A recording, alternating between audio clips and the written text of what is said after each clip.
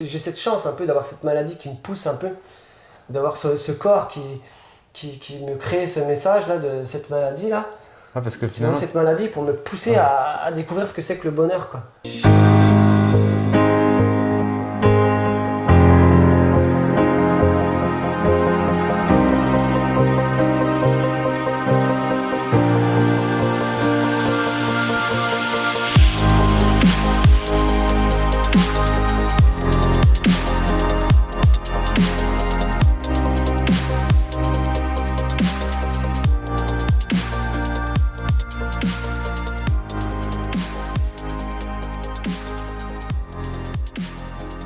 Donc je vais te laisser te présenter déjà dans un premier Ouais. temps, me dire qui tu es, ton parcours, l'âge que tu as et ce que tu fais. Voilà. Quels sont tes kiffs dans la vie? Ok. Eh bien, merci déjà Dorian pour cette opportunité. Moi je m'appelle Paul Fontaine. Donc par quoi commencer? Je vis avec la mucoviscidose. Je vis avec la mucoviscidose, c'est une maladie génétique, je suis né avec. Aujourd'hui je respire avec 55% de capacité respiratoire. Et puis donc cette maladie elle touche les poumons et le système digestif. Et puis j'ai un traitement qui est très lourd au quotidien. Une capacité réduite, voilà, une espérance de vie aussi potentiellement réduite. Mais derrière, voilà, je me bats à fond tous les jours depuis 2010, 11, 12, 13 par là. Parce que j'ai une grosse période de remise en question, une période de prise de conscience. Sachant qu'avant ça, j'étais dans le déni pendant de nombreuses années. Je prenais mes traitements, mais j'étais plutôt dans l'attente par rapport à la vie. Donc une grosse période de remise en question à l'âge de 26 ans. Et puis aujourd'hui, j'en ai 36. Et donc depuis 10 ans, j'ai couru 5 fois le marathon de Paris. J'ai mis 4 heures en 2015. Et j'étais au sommet du Mont Blanc en juin 2018. Et, à côté de ça, au niveau professionnel, je suis conférencier professionnel et coach et préparateur mental. Top. Et justement, tu l'as évoqué, toi, pourquoi tu fais ça? Qu'est-ce qui a déclenché en fait ce changement à 26 ans? Qu'est-ce qui fait qu'à ce moment-là, tu te dis, allez, je change ma manière de voir les choses? J'avais plein de colère, j'avais peur d'être rejeté, je me sentais seul, incompris, la maladie, j'en avais honte. Puis j'étais en colère après mes parents, après Dieu, après la terre tout entière, les filles, le monde du travail. Voilà, j'ai eu besoin d'évacuer tout ça. C'est passé par le sport, le vélo. Donc je me suis acheté un super vélo, je me suis mis à pédaler une fois, deux fois, trois fois par semaine, quatre fois par semaine, cinq fois par semaine. Ça me permettait de me vider la tête et puis petit à petit je me suis mis aussi à écrire dans un journal intime pour faire sortir toute cette colère, faire sortir ce négatif, puis transformer cette colère qui ronge un peu en espèce de colère motrice, une espèce de rage positive là qui va me permettre d'avancer. On va dire que plutôt la colère, la tristesse, c'est des émotions désagréables. Oui, désagréable. Et la colère, la tristesse, c'est des émotions qui sont nécessaires pour passer à autre chose. Si tu as bossé sur toi, la colère, petit à petit, voilà, tu la vis quelques minutes, quelques secondes, et puis après tu lâches prise, tu passes à autre chose, quoi. Ouais. Ouais, cool. Alors voilà, aujourd'hui ça m'arrive encore d'être en colère, j'étais en colère ce matin encore. Ouais. Ouais, non, mais ça me parle beaucoup ce que tu dis parce que je suis beaucoup comme toi, donc Ouais. j'ai la colère, ouais, je bien passé par là. Et, justement, c'est en faisant des choses vraiment qui t'inspirent, je trouve que petit à petit, arrives à réduire ces temps-là en fait. Ouais.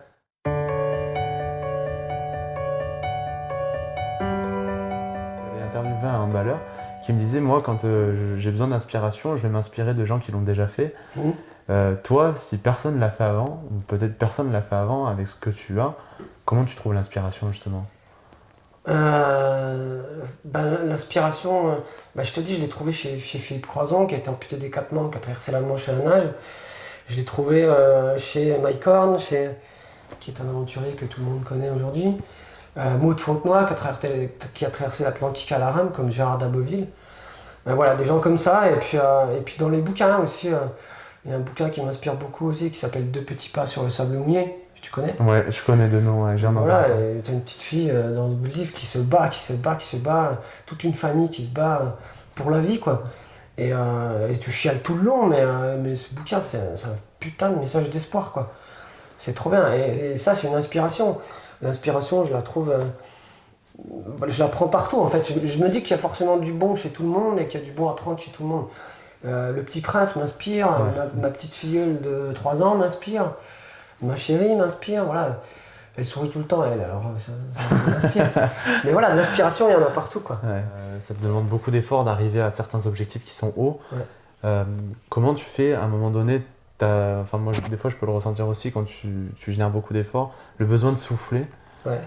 Comment tu recrées derrière la motivation constamment finalement? Bah, en fait, donc il y a les défis sportifs, il y a le marathon, il y a tout ça. Et je pense que là, ouais, en répondant à ta question, il faut que je revienne sur pourquoi je fais ça exactement. Dans le sens, en 2013, quand j'ai couru mon marathon, j'avais besoin de me prouver des choses, j'avais besoin de prouver des choses aux gens autour de moi, de prouver à mon médecin, lui qui m'avait dit que c'était impossible, que je pouvais le faire, de prouver à ma famille, à mes amis, aux filles, enfin voilà, j'avais besoin de prouver, j'avais besoin ce marathon, c'était un barreau d'honneur en même temps. C'était aussi montrer aux gamins qui étaient grands comme ça que c'est possible, que je peux le faire. Et si moi je peux le faire, tu peux le faire, quoi. C'était ça, il y avait énormément de sens. Tout ça, pour moi, c'était une question de vie ou de mort. Pour moi, le marathon en 2013, ça conditionnait l'espoir. Ça ouvrait une porte. C'est-à-dire que le 7 avril au soir, après la ligne d'arrivée, là, on ouvre une porte ou on n'ouvre pas une porte. C'était une question de vie ou de mort. J'étais prêt à mourir sur la ligne d'arrivée, quoi. Ça se voit pas là, mais je pèse mes mots, j'étais prêt à mourir sur la ligne d'arrivée. J'aurais fini avec les dents, mais j'aurais fini avec les dents, quoi. Parce que, voilà, c'était... La cause était assez forte pour toi. Ah ouais, c'était... si j'y arrive pas, ce jour-là, si j'y arrive pas, qu'est-ce que je vais faire, quoi? Qu'est-ce qu'il va y avoir derrière? À quoi ça sert de continuer à se battre? Donc, il n'y avait pas 36 solutions, il fallait que j'y arrive, quoi. J'ai envie que les gens qui viennent me voir, ou mes clients, ou les gens qui vont écouter cette vidéo, ils comprennent juste ça, c'est qu'il n'y a pas de recette. Il n'y a pas de recette. Toutes les vidéos que toi tu as pu faire, ça vaut rien. Ouais. Parce qu'il n'y a pas de recette. Chacun a sa manière. Voilà, tu es d'accord. C'est qu'en fait, tout ce qu'il faut, c'est agir. T'agis, ok, je vais courir aujourd'hui, ça marche pas, je cours pas bien, ok, qu'est-ce que je fais demain? Ok, je cours le lendemain, on est demain, je cours, ça marche pas, ok, qu'est-ce que je fais le surlendemain? Et le surlendemain, et encore, et tous les jours, quelle action que je pose pour arriver à courir demain, pour arriver à atteindre mes objectifs demain et à être mieux demain. Parce que je considère que demain, ce sera forcément meilleur qu'aujourd'hui, parce que je ferai en sorte que ça le soit, quoi. Je poserai les actions pour. Okay. Donc à partir de là, c'est cette dynamique de mise en action, cette dynamique d'action, là, tous les jours, que j'ai envie d'insuffler, en fait. Ouais, mais pour ça, enfin, je pense que tu seras quand même d'accord, il faut d'abord quand même se créer une véritable vision et vivre en adéquation avec ses valeurs, parce que tu peux pas sinon avoir des actions qui sont cohérentes en fait. Il faut savoir ce que tu veux, ouais. C'est clair. Parce que c'est quand même une clé, je pense, quand même travailler sur ce que tu as vraiment envie au fond de toi avant de poser des actions, parce que finalement ça va être des actions qui vont être des fois répétées, peut-être dans le vide. Et mon médecin il va me dire que les poumons ils sont détruits ou je sais pas quoi, mais moi je m'en fous si j'ai envie d'y croire. Qu'ils sont pas détruits, si j'ai envie de croire qu'ils sont juste encombrés, si j'ai envie de croire que je peux respirer à 100% et que je peux faire remonter ma capacité respiratoire, tout est possible. Et ce qui fait que je suis encore en vie et que je suis là aujourd'hui avec toi à 36 ans, c'est cette dynamique d'action que j'ai mis en place tous les jours et qui fait que j'avance. Je trouve des solutions tous les jours et j'avance. Et c'est pas la victoire qui compte, c'est les actions que je pose. Et c'est ce que j'ai dans la tête parce que peut-être qu'il y a 7 milliards d'êtres humains qui vont me dire ce que tu fais, c'est pas possible, tu vas pas y arriver. J'en ai rien à foutre. C'est toi qui y crois. Parce que si moi j'y crois, c'est tout ce qui compte. Et si moi j'y crois, je sais très bien que c'est parce que j'y crois que j'en suis là aujourd'hui. C'est un bon moyen de se libérer du regard des autres aussi, ça. Ouais, complètement. Puis ce que je veux dire, c'est que tu vois, cette vidéo, tu l'as fait aussi pour des gens qui vont la voir. Et si tu crois en tes rêves, putain, mais t'en as rien à foutre des autres. Ouais. Crois en ton truc. Et les autres, on s'en fout, quoi. Ils pensent ce qu'ils veulent, ils pensent que c'est impossible, ok. C'est ce qu'il m'avait dit, ce qu'on me disait beaucoup quand je disais, j'ai contacté des gens, même hyper connus, pour les contacter, ils me disaient, c'est pas possible, je dis, mais je m'en branle en fait. Ouais. Parce qu'à partir du moment, comme tu dis, mais ça demande de travailler sur ses valeurs profondes, sur ce que tu as vraiment envie de créer, ce qui est important. Tout à fait. Parce que quand c'est pas important, en fait, tu abandonnes beaucoup plus vite. J'ai cette chance un peu d'avoir cette maladie qui me pousse un peu, d'avoir ce corps qui me crée ce message-là de cette maladie-là. Ah, parce que Qui m'ont finalement. cette maladie pour me pousser Ouais. à découvrir ce que c'est que le bonheur, quoi. Ouais, ça c'est une vraie chance de découvrir ça parce que le nombre de gens qui ont pas ce truc-là, il faut y aller, Mm. et du coup ils restent dans le truc de juste penser et pas mettre des actions en place parce que tu le dis, ce qui Ouais. dicte c'est les actions. Souvent, des fois, après, Action. c'est le problème aussi, des fois je trouve un petit peu dans le monde du développement personnel, les gens s'arrêtent juste à la notion de penser. Mm. Mais ce qui change vraiment ta vie, c'est les actions. C'est les actions. Puis tu parlais de valeurs. T'as beau avoir les plus belles valeurs du monde, si tu crois connaître ce que c'est que l'amour, l'espoir, la vérité, la liberté, parce que tu connais la définition du petit Larousse, et puis que derrière tu poses pas des actions, bah tout ça c'est du vent. Ouais. Tes valeurs, c'est tous les jours, quoi. Ouais. C'est tous les jours, à chaque instant. Le lien entre ton physique et ton mental. Comment tu. Est-ce que. Bah, je pense que tu y as réfléchi 50 000 fois et t'en es la plus belle preuve. Comment tu l'as fait évoluer au fil du temps? Est-ce que tu sens vraiment les jours où tu es moins bien mentalement sur ton physique? Ah oui. Alors on a déjà parlé du. Tu vois, dans la vie, il y a des gens, ils ont le logiciel tristesse, puis il y a des gens, ils ont le logiciel colère. Ouais. J'ai tendance à penser un peu comme ça, tu vois, quand ça va mal. Il y a des gens, ils ont plus avoir de facilité à tomber dans la c'est ouf, dépression, et puis des gens à être énervé, énervés. ouais. Ouais, c'est la colère, on a compris. Ah ouais, mais moi je suis comme toi alors. Et du coup, quand ça va pas bien, alors j'ai du mal à vivre à me laisser vivre la tristesse. Et j'ai appris, et j'apprends encore à pleurer devant un film. Je le fais, hein, je pleure dans des conférences et tout. Mais j'ai besoin des fois de laisser aller cette tristesse, la laisser sortir là, et puis pour avancer derrière. Il faut s'autoriser ce temps-là de colère, mais après ce temps de tristesse. Et moi, une fois que je suis en colère, bah, quand je suis dans la colère, je vais faire du vélo, je me défoule, puis je reviens, après je suis plutôt calmé. Puis je passe à autre chose. Mais je peux pas. En fait, physiquement, je fais le lien avec le physique, c'est que je peux pas. C'est comme si je pouvais pas trop me permettre de rester dans la tristesse parce que, voilà, rester dans ton pieu 3, 4, 5 jours, une semaine à bouffer du chocolat puis à regarder Desperate Housewives, moi je peux pas. Tu vas le payer cash. Je peux pas parce que je le paye direct avec ma santé et si je vais pas faire mon sport, je le paye. C'est la facture, elle arrive tout de suite.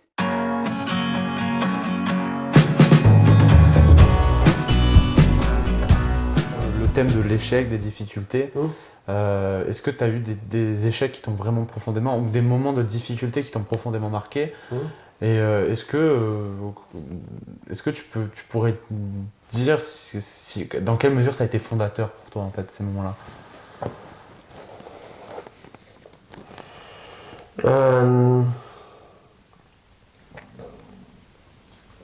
Je peux te parler de. Bah, le Mont Blanc, j'ai réussi à la 3e tentative. Donc il y a eu 2 échecs, 2 tentatives à 4005 les 2 années auparavant. Donc ça a été des moments importants pour moi aussi. Et je peux remonter aussi à ma prise de conscience quand j'avais 26 ans. Là. Fin d'études, j'ai pas eu mon CAPES pour être prof d'histoire géo. Et puis il y avait voilà, cette histoire avec cette nana par-dessus. Ça m'a amené voilà, à réfléchir sur moi puis à chercher à avancer, quoi. À me dire, pour le Mont Blanc, tu vois, je me suis dit, c'est un ami qui m'a dit ça, que quoi qu'il arrive, tout arrive toujours pour le mieux. Tout est toujours parfait, si je reprends le titre du livre de François Lemay, que j'avais beaucoup aimé. Tout est toujours parfait, c'est-à-dire que ben, voilà, pendant plus d'1 an, le Mont Blanc, je m'étais entraîné pour et tout, j'étais au taquet tous les jours avec la philosophie que je t'ai dit depuis tout à l'heure. Et ben, c'est ton corps qui décide, c'est la montagne qui décide, c'est pas là que ça se passe. Et si ton corps il te dit que ça s'arrête à 4005, ça s'arrête à 4005, même s'il reste 300 mètres. C'est le corps qui décide. Et tout est toujours parfait parce que j'ai appris plein de trucs pendant cette préparation physique. Parce que j'ai fait de mon mieux. Et j'ai pas de regrets, j'ai fait mon max, c'est tout. Ouais. Quand tu fais ton maximum, t'as pas de regrets. Tu peux pas avoir de regrets. Et ce jour-là, ouais, j'ai fait mon max. Mon corps, il m'a dit stop, c'est ça le dépassement de soi, c'est d'aller jusqu'à la limite du corps. Voilà, je pouvais plus. C'est là que ça se termine. Puis c'est le chemin, même si tu n'arrives pas à l'objectif final, Ouais. ce que tu as fait en chemin, ça a forcément changé l'homme. Et ça, par contre, on peut pas te l'enlever, quoi qu'il arrive. Voilà, c'est Confucius, là. Le bonheur, c'est pas au sommet de la montagne, mais dans la façon de la gravir. Ouais. Le résultat, il t'appartient pas. C'est pas parce que tu fais ton maximum non plus. C'est pas parce que tu donnes le meilleur de toi-même que les choses, elles te sont dues. Il y a toujours forcément une part de hasard. Moi, tu vois, j'étais un peu dans l'hyper-contrôle avant, où en fait, je me disais, tu laisses pas de place au hasard, pas de place à la chance, Ouais. Je et suis pas un de peu place, comme ça, pas de place pour les regrets non plus. Donc, c'est-à-dire que si entre moi et le Mont Blanc, il y a un grain de sable, je vais l'enlever à la pince à épiler, mais je vais essayer de l'enlever, tu vois. Hyper-contrôle. Tu vois, le mec qui essaye de tracer un canal dans le Ah torrent, ouais. tu vois. Et c'est chaud ça, parce que moi je suis beaucoup comme ça, mais que ça demande d'accepter quelque chose qui t'appartient pas finalement. Et ouais, Et c'est chaud en les fait. aléas, quoi. Ouais. Et bah, du coup, voilà, c'est la montagne qui décide, c'est pas toi, c'est pas là que ça se passe, c'est ton corps qui décide. Le résultat final, il t'appartient pas. Mais Tu toi, peux faire tout ce que tu veux. Et à un moment donné, ça marche pas forcément. C'est pas parce que t'as fait ton max que ça va marcher. Ouais. Mais il faut que t'auras pas de regrets que si t'as donné le maximum. Voilà. Ouais. Tu fais ton max, et puis si ça marche pas, ça marche pas. Du coup, est-ce que tu pourrais dire quand même que ces périodes-là qui ont été difficiles pour toi, ça a quand même été... Est-ce que ça a été le fondement finalement de tes réussites derrière? Ouais. Oui, oui, c'est sûr. Bah, d'expérience, depuis 10 ans aussi, je sais que tous les moments difficiles que j'ai traversés, aujourd'hui, il en reste que du positif. Parce que j'ai. Ça, c'est un choix, hein. C'est un choix. T'as le choix de voir le verre à moitié vide ou de voir le verre à moitié plein. Donc, si tu choisis de voir le verre à moitié plein dans les expériences désagréables et négatives que tu rencontres, bah, tu verras le verre à moitié plein. Et chaque échec, tentative, on peut appeler ça comme on veut, que j'ai traversé, chaque moment difficile, j'ai su voir le positif derrière pour avancer, rebondir et passer à autre chose. Ouais, il faut s'en servir en fait. Et ça, c'est un travail, ça vient pas comme ça, quoi. Mais tous les moments difficiles, derrière, tu vois, je dis souvent hein, que faut pas avoir peur de souffrir. Faut pas avoir peur de se poser des questions, faut pas avoir peur de mettre les mains dans le cambouis de ces peurs-là, parce qu'il en sortira forcément du positif et il y a forcément un trésor d'apprentissage derrière. On apprend sur soi. Petite question qu'on a dans la tête, c'est des peurs, c'est de la souffrance et c'est un peu comme des poupées gigogne, des poupées russes. Derrière, tout au bout, il y a toujours la peur de la mort. Tu es d'accord avec ça? Ouais, ouais. Et quand tu tires le Ou fil la des peur de questions. pas vivre ce que tu as à vivre. Voilà. Aussi, peut-être. Et donc, et le truc, c'est que du coup, parce que tu as peur de tout ça, tu veux pas se poser cette question-là qui est toute petite. Alors que c'est déjà là-dedans qu'il faut mettre l'engrenage, c'est là-dedans qu'il faut aller chercher les réponses. Et si tu fais déjà face à ces toutes petites questions, bah derrière, t'es mieux armé aussi pour faire face à la deuxième, la troisième, la cinquième, jusqu'au bout. Et c'est comme ça qu'on avance. C'est déjà d'affronter cette petite question. Parce que si tu l'affrontes pas, si tu cherches pas des solutions, si tu cherches pas à dépasser ça, bah elle va te poursuivre jusqu'à la fin de tes jours. Jusque sur ton lit de mort. Et tu t'auras des regrets après. Puis tu vas te dire, oh putain, si j'avais su. Ouais. Et tu Pour répètes une ça. petite question de merde toute pourrie. Ouais, ça peut être. Ouais, la nana que j'ai vue ce matin dans la rue, elle m'a lancé un clin d'œil, je suis pas allé la voir. Est-ce qu'elle me kiffe? Bah ouais, est-ce qu'elle me kiffe? Je vais réfléchir à ça pendant je sais pas combien de temps. Ça se trouve, c'est la femme de ma vie, puis je suis pas allé. Ouais. Ouais. Alors que simplement, j'aurais posé la question et simplement, je l'appelle pour savoir. Et puis on n'en parle plus, quoi. Ouais, puis à l'échelle d'une vie, qu'est-ce que c'est, quoi? Bah voilà, mais c'est ça, c'est d'abord oser dans un premier temps, quoi. Ouais. Pour cette fille, pour n'importe qui, pour n'importe quelle action, quoi. Ouais, top. Et ce que tu dis, j'aime beaucoup dans le sens où quand tu dis, ouais, il y a plusieurs petites choses à faire. Tu vois, par exemple, encore une fois, hein, j'en reviens parce que j'ai interviewé les handballeurs. Il disait, alors c'était par rapport à la performance, il me disait, ouais, plus tu décomposes et plus ça devient facile, plus tu prends confiance. Et ouais, c'est la même idée. Et c'est bien que tu en parles comme ça, mais plus dans une situation inconfortable, de découper ce qui est inconfortable pour aller le résoudre petit à petit. Ouais, puis c'est que alors dans le handball, je vois l'allusion un peu à l'entraînement. Ouais. C'est comme le Mont Blanc, je suis pas monté du premier coup. J'ai fait d'abord des randos. Avant, je courais, je faisais du vélo toute l'année. Après, j'ai fait des randos, des sommets à 2000, 3000, 4000, puis tu vas progressivement. Tu découpes et tu fais, comme on dit en coaching, le plus petit pas possible. Tu peux faire ça aussi. Ouais, découper l'objectif en étapes comme un entraînement. Ouais. Et là, du coup, par rapport aux peurs, c'est comme un entraînement cérébral, tu vois. On est dans quelque chose de plus abstrait. Ouais. Cool.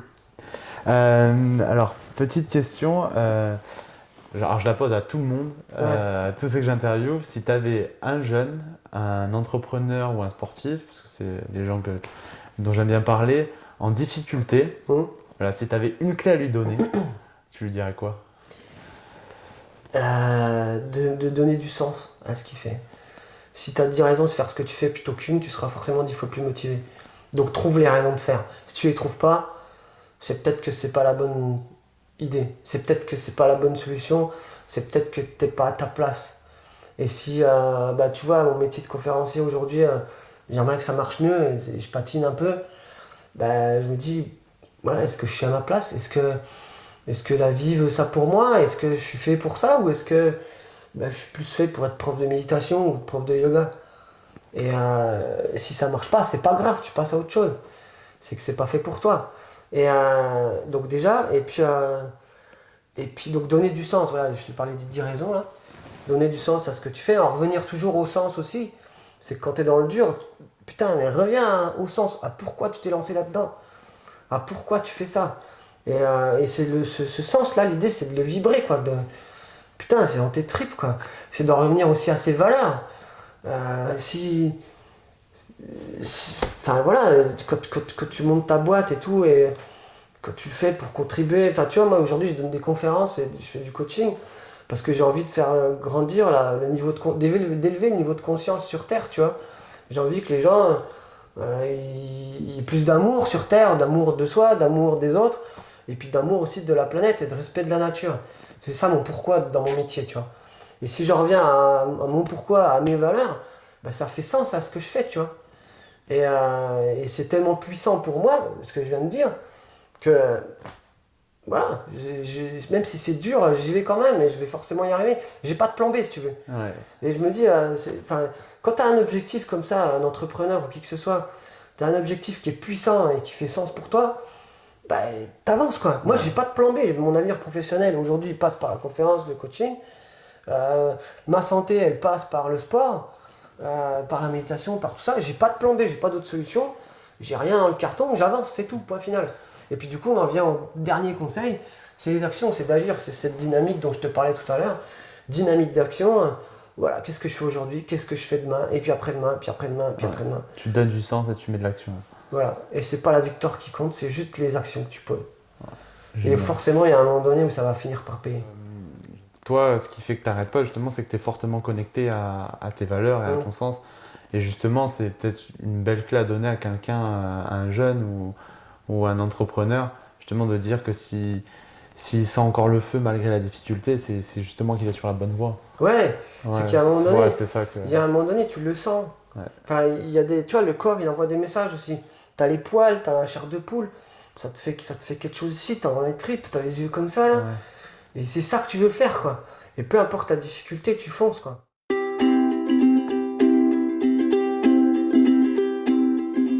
Quand on arrive vers la fin, je demande toujours minimum 3 valeurs, des gens qui sont très très importantes pour eux. Et en plus de ça, si tu as une citation, parce que tu lis beaucoup, donc je pense que tu en as beaucoup, mais voilà, si tu en as une qui t'inspire plus de citations et 3 de tes valeurs qui sont ultra importantes pour toi. Moi, mes valeurs, c'est l'amour, l'espoir, la vérité et la liberté. C'est mes 4 valeurs principales. Ça va au-delà des mots, j'ai énormément creusé le sujet. Après, j'essaye, je dis bien j'essaye, je pourrais dire je fais, mais j'essaye de les faire vivre au quotidien, tous les jours, dans tout ce que je fais. Et après, j'ai mes petites citations, tu vois, pour moi, il n'y a rien à comprendre, il y a juste à aimer. Il y a juste à s'aimer. Puis à un moment donné, on parlait de questionnement tout à l'heure, de remise en question. À un moment donné, les questions, ça va bien 5 minutes. Parce que quand tu te poses des questions, t'es dans le futur, t'es dans le passé, mais t'es pas dans le présent. Moi, quand tu m'as parlé, je te coupe un, mais il y en a une qui m'a... Quand tu parlais de ton marathon au tout début, là, tu disais, ouais, c'était une question de vie ou de mort pour moi, j'étais prêt à laisser ma vie. Tu m'as beaucoup fait penser à la citation de Martin Luther King, qui dit que un homme n'est pas à même de vivre tant qu'il n'a pas trouvé une raison pour laquelle il est prêt à mourir. Je sais pas si tu la connaissais, mais ça m'a beaucoup marqué. Ouais, Ça m'a fait C'est tilt. dire hein. ça, je suis prêt à mourir pour la vie, quoi. Ouais, et ça, c'est ouf. Ça a presque plus de sens, mais Ouais. Bah, il n'y a rien de plus important que la vie. En fait, on le dit souvent en coaching aussi, la personne la plus importante sur Terre, hein, c'est toi, ouais, c'est moi, c'est lui, Ouais. c'est nous, enfin, c'est personne d'autre. Et tout ce qu'on a à faire, c'est d'être en vie et puis de balancer de l'amour dans l'univers. Où est-ce qu'on peut te retrouver? Bah, sur mon site internet, www.paul-fontaine.com, sur Facebook, LinkedIn, YouTube, tu tapes mon nom, Paul Fontaine, et puis tu vas finir par tomber sur moi.